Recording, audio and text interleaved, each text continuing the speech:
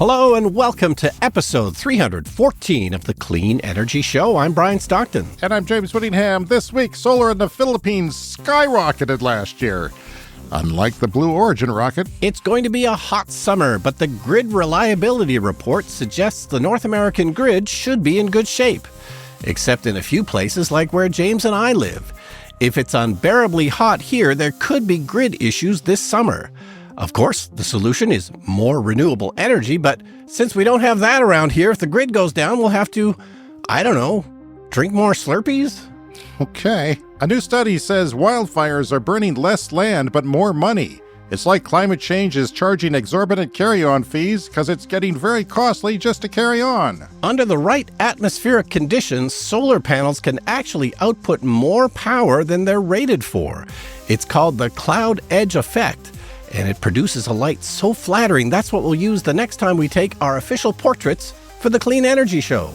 All that and more on this edition of the Clean Energy Show.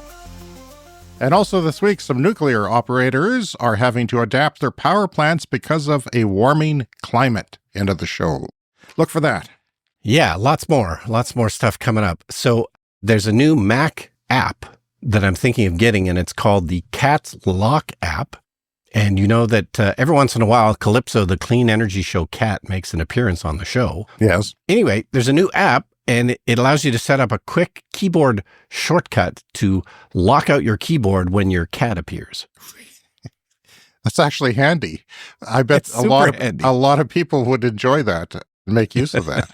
Yeah, because for some reason, cats love to walk on keyboards, and it happens during the show. And sometimes I move the keyboard out of the way and stuff to prevent that. So I think I'm going to have to get the Cat's Lock app. I know you got a lot going on. I had a hilarious gag plan for this episode. I know you're on a restricted diet right now. So I thought, man, I should just, as soon as we start recording, I'll just start eating a giant sandwich. That would be cruel. But I decided not to do it because it would have been too cruel. Okay. It also would have affected the show in a negative way. Because I bought a 900 calorie liquid diet. I'm in day 2. And at day 2, they say, is perhaps the worst, if not day 3. But eventually you'll go into ketosis and your body will change and start burning fat and you won't worry about blood sugar. But right now, I'm barely with it. But I'm here for our listeners because I love you guys and I love the show. And what else? I need a distraction. I mean, if nothing else, I need to work this week and keep myself distracted. If you weren't doing this, all you could do is thinking about a nice fat, juicy steak or something. Oh, yeah. And I would like a steak fork if I could. My son is back from Europe, and he says that he saw one of our videos on TikTok about the local data center. It must have went viral because things really go viral when they reach him. So yeah, he's a 22-year-old. He says that immediately I knew that the sound quality was not like normal TikTok, and it was really good. And then he pondered whether maybe we should downgrade our audio quality for TikTok to fit in. But we're always working on our audio quality to have the best possible audio quality for our listeners that we can. Sometimes we run into problems, and sometimes we try new things, and it gets hairy for the test period. But right now, we're pretty happy about it. If you have any comments, always let us know. Yeah, and he said the gas equivalent in some parts of Europe was $4 Canadian per liter. Yeah. Quite, we'd never, parts of Canada and the West Coast reached $2 a liter, but that's a lot more. No wonder they're going electric in Europe. Yeah, so that would be in the range of, what, $12 a gallon? Something like that, and that's pretty significant. We complain about it here like it's a burden. But, I mean, we are a large, sparsely populated place. Most of North America is spread out, so we kind of need that. But, yeah, we'll touch on that in the lightning round coming up later in the show. But anyway, he's back in one piece and marveled at all the clean energy that he sees. And, it just seems like an enlightened place as a whole where he went. Well, and even just the difference, I was just in Vancouver, and every time I go to Vancouver, it's not like the rest of Canada. There is way more EVs there. It is a way more, climate conscious place, and it's good to see. Every once in a while, we like to talk about the Grid Reliability Report. This is a thing that comes out every year, and Canary Media had a story on it this year. So this is the Summer Reliability Assessment from the North American Electric Reliability Corp, which oversees the U.S. and Canadian electric systems. Now, it is set to be an abnormally hot summer this year, but the U.S. grid appears to be in decent shape to handle the heat. Of course, the heat is the worst for our grid because everyone cranks up their air conditioning. But they say the credit for this decent grid shape goes to a boatload of new solar and storage and a handful of new gas plants. So there were some gas plants that came online. So that is unfortunately taking up some of the slack. But massive solar and battery deployment. Record resource additions have strengthened readiness for the summer season, the report highlighted, including a substantial influx of solar and battery resources, the most prevalent and lowest cost new sources of grid power, as well as some new natural gas fired generators. So the report says that New England, the Pacific Northwest, West Texas, and Canada's Saskatchewan province, where we live, are the ones that could face potential electricity shortfalls under abnormal summer conditions. So if we have very elevated temperatures this summer, our grid could face some issues here. I think I'm looking slightly thinner in my monitor. It'll be interesting to compare because I'm having weight loss surgery in 2 weeks. Do a montage or something of my face becoming gaunt. El Nino could be part of the hot summer, but we're not sure whether that record El Nino, which is predicted now, will take effect by summer or it will wait till fall or even winter. But it will have an effect on North America. Yeah, it could be very hot and very dry for us here in Saskatchewan. And of course, that would be bad for the forest fires, which are now a frequent summer occurrence as well. But overall, the grid is looking better. Last year, the reliability report basically highlighted everything in the middle of North America.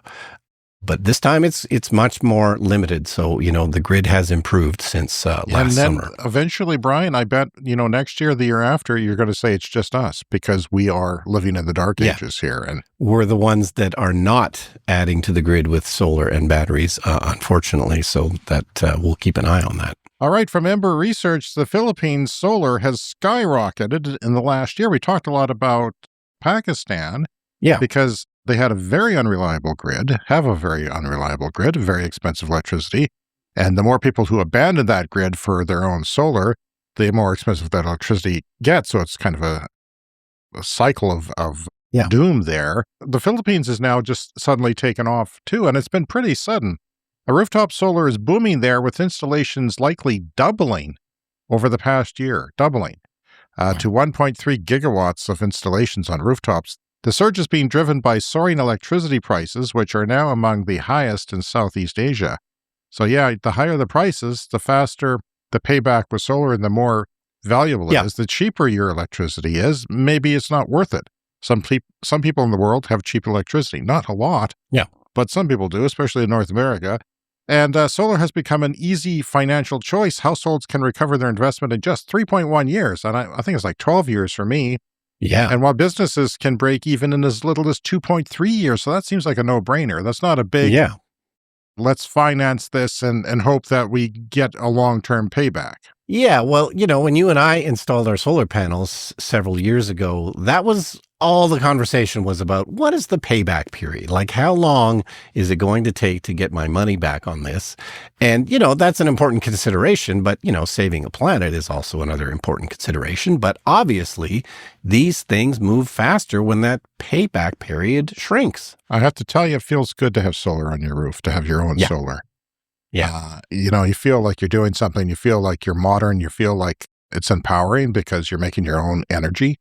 Yeah. And it's even, powering our cars. For you and I, we drive EVs. That's even more amazing. So in 2025, the Philippines imported over 5 times the amount of utility-scale solar already installed. So whatever they had installed, they imported 5 times that. In 1 year. In 1 year, last year. So that is really even more significant. It means they're not all installed yet. In early 2026, the Philippines became China's second largest export market for solar panels, ahead of Pakistan. So more are now going to the Philippines than Pakistan. And I wonder what number 1 was. Mm-hmm. It's the Netherlands. Yeah. It's the tiny country that is as north as we are, on the globe, Mhm. which means it's a seasonal. It means they have less solar in winter. It's also more cloudy than us. So like I said in my TikTok video that went viral a few years ago, if you had a solar panel in the Netherlands and you took that same solar panel to where we are, Yeah. it would make 1.4 times the electricity over the course of time, Yeah. over the course of, say, a year, than it would in the Netherlands for the same panel, same price. So you're getting that much more electricity. That means it's cheaper.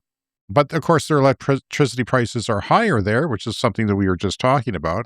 They've had a lot there already. Yeah. And now they're still number one. They're going so strong. Wow. That I have to make another video, and maybe next year I'll make another video comparing it because it'll shame us even more.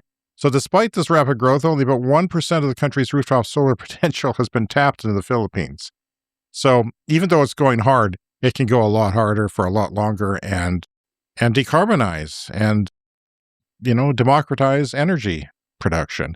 So solar paired with batteries is now cheaper than building new coal power plants in the Philippines and can be deployed much faster than a new coal power plant or anything else, really.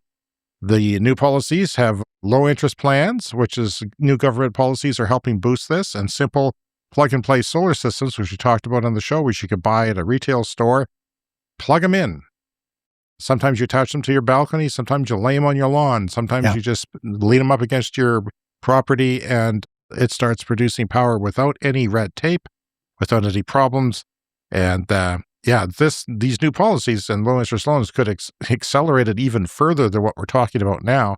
And researchers say a rooftop solar could become a key tool for any of the country's energy crisis while delivering cheaper, cleaner energy like electricity. So it's a no-brainer, as always. No, that's amazing for the Philippines and the Netherlands. I've only been there once. In 1994, I traveled to Europe, and I was in Amsterdam and Utrecht and shot some stuff for a TV show that was made here in Canada. And I posted a couple of those on my YouTube channel recently, and it really reminded me of how much I loved Amsterdam. I had just an amazing time there, and I really should go back. Well, my son loved everywhere he went. He went to Austria, Switzerland, and the Netherlands, a little bit in Italy.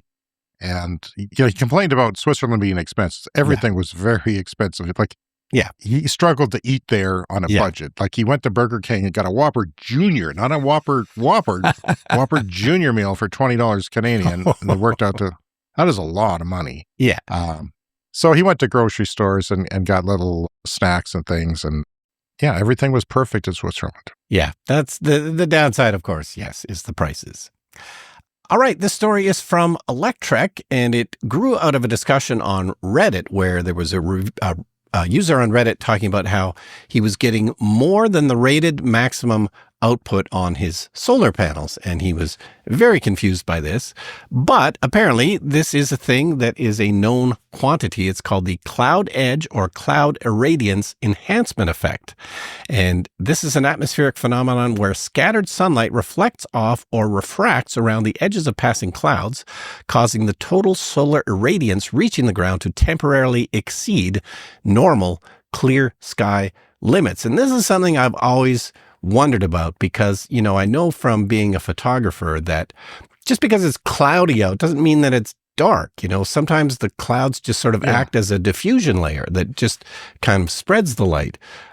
And in this case, it sounds like they can be used as like a bounce card, in film when we're doing lighting and you're outdoors, you can just take a big white card and use that to bounce sunlight into the scene, for instance.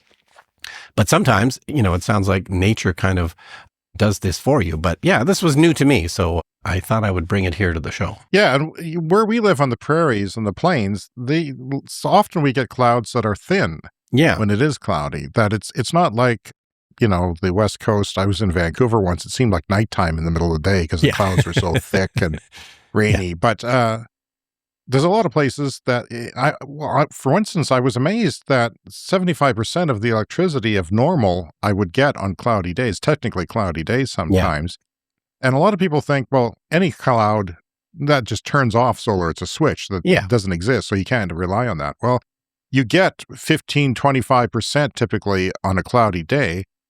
It's still producing solar even on a cloudy day. So if you overbuild it, then you get quite a bit. All right, Brian, a new study has found that while the total area burned by wildfires worldwide fell in 2025, some of the most destructive fires on record struck wealthier regions. And what happens when that happens is they cost more, these wildfires. Even though they burn smaller areas, they cost more to societies. The global burned area dropped 335 million hectares, the second lowest level since 2002. Major wildfires devastated California, Canada, South Korea, Spain, Portugal, and Scotland, causing deaths, evacuations, destroyed homes, and major infrastructure damage. And wildfires were responsible for more than 38% of all insured losses from weather-related disasters in 2025. That's creeping up. That's getting concerningly high. Yes, and we've talked about insurance companies working hard to kind of figure out how to not go bankrupt in a world of climate disasters. Researchers say there's a growing disconnect between total area burned and the real-world impacts as more fires are reaching populated areas. And this is something we talked about on the show because author John Valiant, author of Fire Weather, the excellent book that we discussed at length on this show before, has talked about many times wildland-urban interfaces, they're called. And this is where, urban areas interact with wildland areas. There's partly wild, they're partly urban, and so they can burn quite easily when the fire comes. Yeah, these are expanding throughout the world where these interfaces are. There's more and more of them. And expansion of farmland in parts of Africa has helped reduce the spread of large savanna fires, contributing to the decline of global burned area. And climate change is creating hotter, drier, and windier conditions that make wildfires more intense and harder to control. We talked about that, too, as quite a scary phenomenon, this so-called fire weather, which just ignites fires and makes them spread so fast that the heat from them spreads, 30, 40 meters, 100 meters it burns the structures, not with the fire, but with the heat that they're producing because they get so hot. So in Southern California and South Korea, strong winds and dry vegetation turned fires into deadly disasters. Canada recorded extreme wildfire emissions for the third consecutive year. Yeah, and I was talking last week about how we had a pretty moist spring here, but then we got really hot for a little while and wind. Yeah. We've had strong winds for a week. I know. I talk about this a lot. We're seeing weather that we don't normally see. Like, it's just weird weather that is due to climate change. And it's ugly. It's unpleasant. So, and I lost a couple of pieces of siding, so I'm thrilled about that. So Canada recorded extreme wildfire emissions for the third consecutive year, and that is a bad thing for the climate, and it's coming from Canada, and we're losing some of our forests unnaturally. So since 2023, fires in North America boreal forests have released nearly 4 billion tons of CO2, which is why it's a problem. And experts warned that future wildfire risks will be defined less by how much land burns and more by how much damage is caused to communities, infrastructure, and human health. And we know that smoke. We haven't had any here yet, knock on wood, because I got enough to deal with the refinery here. And I woke up in the middle of the night the other night and the refinery was here. My fan had turned off like my system has set up to do, but it was too late. Like it was still coming in the window before the time I actually woke up. Maybe I got to make it wake me up. The wind shifted slightly, right? It was a strong wind. When it's a strong wind, if it misses you, good. It's like a bullet. It misses you, but if it moves, then it hits you, and then, terrible stuff, Brian. But that's the situation we're living in, and we'll talk more about that on future shows. Yeah, and we'll see what kind of a hot, dry summer, unfortunately, we are likely going to get. All right, it's time to dip into the mailbag. This is from Sundance on Blue Sky. Thanks for the great show. Good luck, James, on your surgery. I'd love for you guys to touch on the subject regarding the climate impacts of our American data center explosion. And yes, this is something we talk about frequently. We all know there's a massive deployment of AI data centers of all kind. And, that's not necessarily a bad thing. It's just a very bad timing. This is a climate emergency, and this is the exact wrong time that, we need to be using more power. We have to wait for the clean energy to be built, ideally, before this massive deployment. The data centers seem to be really interested in starting as fast as possible, and be damned about the power. We'll figure that out later. I mean, there are examples of people renovating nuclear plants and bringing them back up the spec and using them for inside the fence sort of power for some data centers, but there's so many being built. Yeah. I mean, we have the one example here. XAI is doing this. They're both like gas. Like, let's just put up gas. Gas is relatively easy, I guess, and relatively, you know what the price is, and it works 24/7. But that doesn't mean you should do it. Yeah. It doesn't mean that you shouldn't be building a lot of renewables fast with batteries. And hopefully we get smarter about that when we're building data centers. But yeah, we will talk about it more on the show. We have to, because it's one of the major issues in our space. Yeah, and as we said earlier, our jurisdiction, Saskatchewan, could face a shortfall of electricity this summer. So, the data center that's being built here, that's obviously, not going to help. It isn't finished yet, but that is not going to help. And it just, again, my main question about all that is, well, why would they build it here? That just seems like a bad idea. Go somewhere that has a better grid with more clean energy on it. So, who knows what thinking is going on there. Yeah, well, maybe if it was built this summer, say it was built, it's going to take a couple of years to build, but if it was running, would the utility say, okay, we're going to turn off the power to the data center? Yeah. Or we're going to turn off the power to 300,000 homes? Yeah. Which one are we going to do? Yeah. And I'll be damn pissed if they choose us, because we're the ratepayers. We're the people who make this economy turn, not just them. Yeah, but they certainly wouldn't want to be known as the place that turns off the power for businesses. That's not a great encouragement. That's why I'm worried they won't do it, because they don't want to be known for that. Exactly. So. All right, it's the first show of the month, and we'd like to thank our Clean Club Patreon supporters, starting with the Clean Club Executive, Green Bastard, Brent Routley, and Tiernan.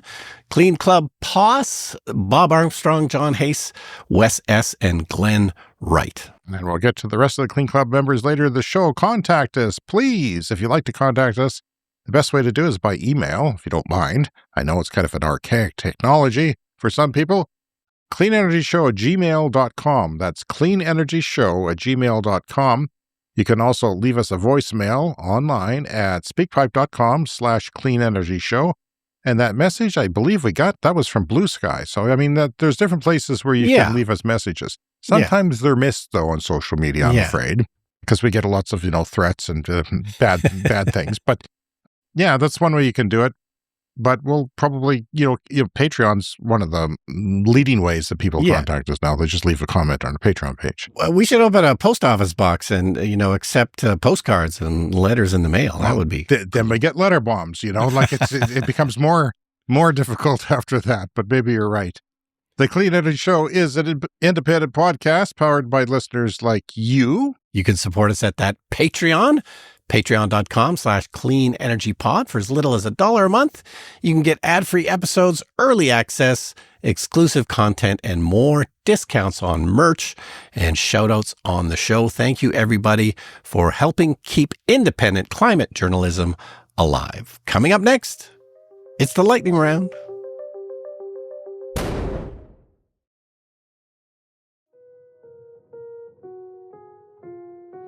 It's time for the Lightning Round! The Lightning Round is a fast-paced look at the latest headlines in climate, clean energy and transportation. May 2026 set a new all-time record for British solar generation. Solar generated 2.8 terawatt hours, beating the previous record set in a very sunny May 2025. And solar is now frequently meeting over a quarter of Britain's midday electricity needs. Solar! Yes. What can't it do? Instead of coal, which they used to have lots of for 150 years, and now they don't. According to Renew Economy, a handful of Australians are already plugging in portable home batteries illegally, suggesting that rules may need to change soon to deal with the demand for home batteries. And this is what I said that would happen here, Brian. Yeah. If you raise our electricity rates because you don't go hard on renewables and you start putting in nuclear and refurbishing coal, we're going to go rogue. Yeah, people will just disconnect from the grid. It's not a good thing. It's better if we all contribute to the grid. Every year it gets easier to go rogue, you know, like with these plug-in solars and plug-in batteries. Tesla patents a camera wiper for self-driving, resulting in more doubts about FSD owners. I told you so. Okay. I said that this would happen. I said that Tesla would have to have wipers on their cameras for robotaxis. And I've said it many times over the years. I don't know if you remember it or our listeners remember it, but either way, I told you so. A U.S. startup plans to drill for lithium under VW and BMW battery factories. You heard that right. Under the factory. A U.S. startup is going to drill for lithium under those very battery factories. Okay. They're planning on it. They're planning on it. We'll talk about it if they do it, and we'll get into the hows and whys.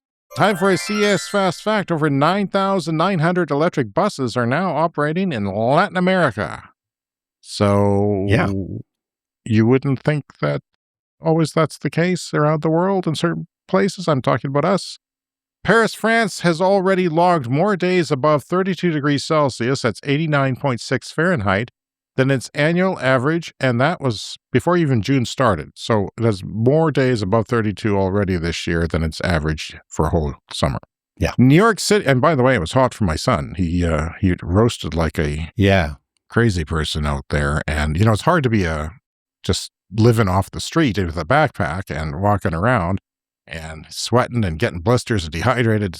And it's tough summer for him to be there, actually. Tough May. New York City is about to make shopping on Amazon way more expensive. At least they're trying to. The city council is considering a bill that would end the use of third-party contractors for deliveries, forcing every company engaging in last-mile deliveries to get a license from the city, and that would add a great deal of cost to deliveries. And that's from cityjournal.org. Why does the average American need twice as much energy as the average European? Well, one, it's gasoline use, longer drive. We have big countries, spread out communities. We're driving bigger cars and SUVs. Not even bigger cars. Let's not kid ourselves. We're driving trucks and SUVs out here. That's one reason. Residential building energy, larger home space per capita, way larger home space per capita. Yeah. Higher levels of AC cooling. A lot more people have AC. Higher heating use per capita due to larger homes, and does get hot for much of the United States. And more in bigger appliances and more detached homes, which are less efficient. So we have individual homes here instead of higher density homes. No, and one thing that I noticed when I traveled in Europe back in the 90s, you know, just things like washers and dryers, you know, they just have always had more energy efficient washers and dryers in Europe, things like that. And it takes longer for, you know, to wash and dry your clothes. We don't have the patience for that in North America, I guess. Well, you're doing a lot of traveling. When are you going to get back to Europe? Is it on your bucket list? Yeah, that's true. Not any time soon, I don't think. I'll let you know. Wildfires have erupted in Canada's oil sands producing region of Alberta, with large blazes within 20 kilometers, or about 12.4 miles, of about 500,000 barrels a day of crude production. Now, those have been recently washed by rain and slowed down, but it just goes to show that we're very vulnerable with these weird heat waves with wind, because the wind dries things out too. When it's hot and windy, that's nasty business. That's some serious fire weather right there. Poland set a new all-time monthly high for solar in April of 2.7 terawatt hours. That's 22% more than April of the previous year. That's a big jump in 1 year. Walmart has now opened more DC charging sites than Iona in 2026. Now, Iona is this group of not all, but many different car manufacturers that got together and said, okay, we're going to put fast chargers out on the highways and in some cities, and we're all going to pool our resources to help electric vehicle adoption. And this started just a few years ago, and it was started to be seen a couple of years ago. And Iona still leads by a bit, but it's getting close. Like Walmart is going hard, basically, is the moral of the story here. And I know Tom from State of Charge did a feature on Walmart charging, and it seems like it's, you know, they've dabbled with it before, but this is a major commitment now to roll it. And it seems like a good idea because of the locations we're often in the suburbs where you can come off a highway and do some shopping perhaps, or get some necessities while you charge. No, and they always have massive, massive parking lots. So when you've got that much space for parking, why not? GAC's Govey rolls off the first air cab flying car to target the low altitude economy. Low altitude economy. There's a new term for you, Brian. We're going to hear that more and more. That is these drones, the vertical takeoff and landing aircraft, that sometimes the drones propellers go forward and it looks like a fixed wing aircraft, and then it turns into a more of a drone or helicopter and lands straight down. And these are for basically taxiing people around. And you're wondering, how common are they going to be? Because they run on electricity, they run on batteries. Yeah. And you could charge them with solar and wind.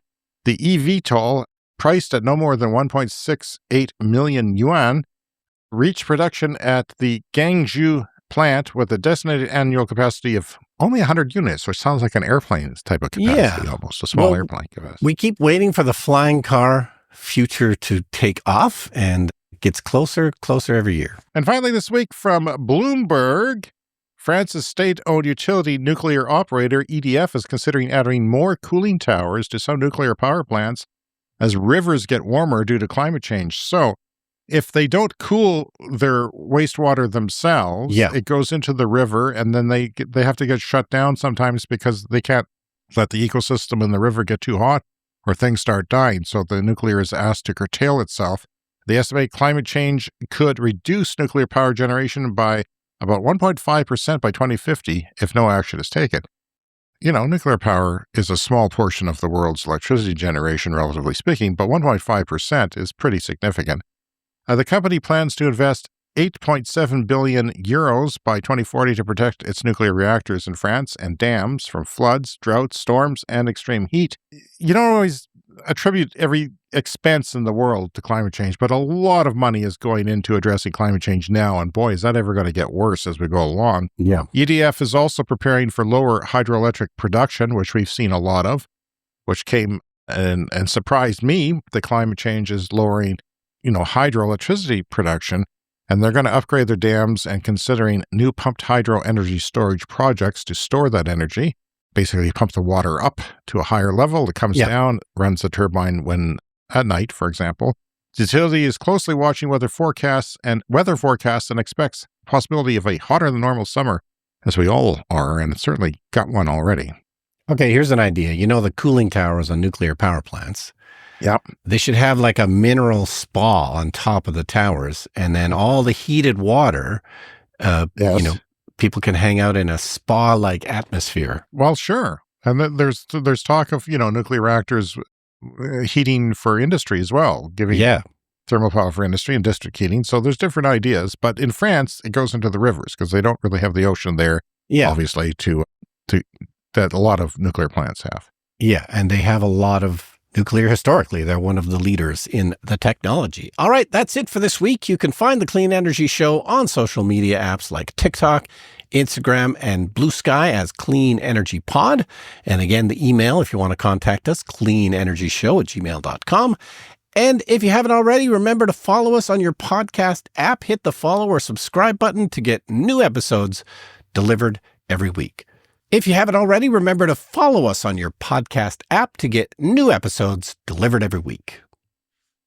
And remember to join our Clean Energy Patreon at patreon.com/cleanenergypod. Go there now and help support our show. Thank you to our Patreon Clean Club executive members who get a shout out every month. Noah Cook, Denny and Linda, Jonathan Dick, Bob Eaton, Josh Enkin, Sean Ennis, Andy Fessler, Roshan Gervais, H., Sean Hines, Just Jack, Timo Kallenberger, David Klinke, Peter O'Donnell, Weldon Penner, Robu, Arthur Slade, Joe Thorsheim, Landon Yu, and Richard W. Thank you all for supporting our podcast.